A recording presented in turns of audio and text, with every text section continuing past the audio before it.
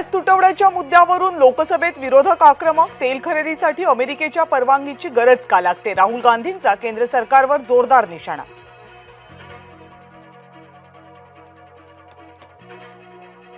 शिवसेना पक्ष आणि चिन्ह प्रकरणाची सुनावणी पुन्हा लांबणीवर. उपलब्धतेनुसार पुढची तारीख निश्चित करणार सर्वोच्च न्यायालयाचे निर्देश. सौदी अरेबियातून कच्च्या तेलाचं जहाज मुंबईमध्ये पोहोचलं. होर्मुझच्या सामुद्रधुनीतून प्रवास करत जहाज भारतात 1,35,335 टन कच्चं तेल आणलं.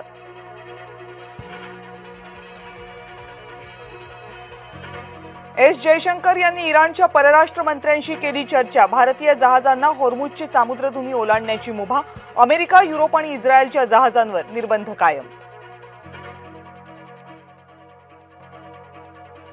भारतात इंधन तुटवडा नाही. घरगुती नैसर्गिक वायू पुरवठाही सुरक्षित. पेट्रोलियम मंत्री हरदीप पुरी यांचं लोकसभेत वक्तव्य.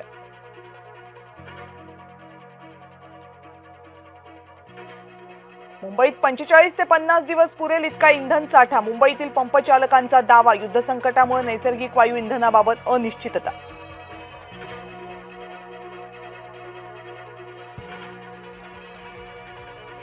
देशात आजही ठिकठिकाणी व्यावसायिक गॅसचा तुटवडा. अनेक हॉटेल्स आणि खानावळी बंद ठेवण्याची वेळ. काही ठिकाणी जेवण चुलीवर.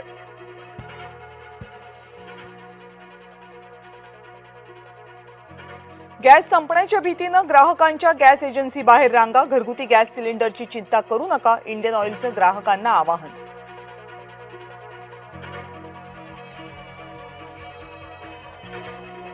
सोलापूरमधल्या पापड व्यवसायाला युद्धाचा फटका. 2 कोटींचे पापड गोडाऊनमध्येच पडून कोट्यवधी रुपयांच्या पापडचं करायचं काय असा सवाल.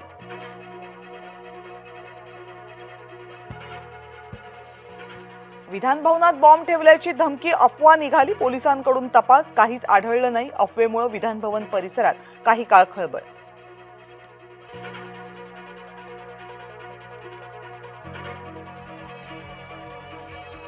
विरोधकांना हलक्यात घेऊन हवेत राहू नका. विधिमंडळातील दांडी बहाद्दर आमदारांचे रवींद्र चव्हाणांनी टोचले कान. गैरहजर राहणाऱ्या आमदार आणि मंत्र्यांच्या हातात ठेवलं रिपोर्ट कार्ड.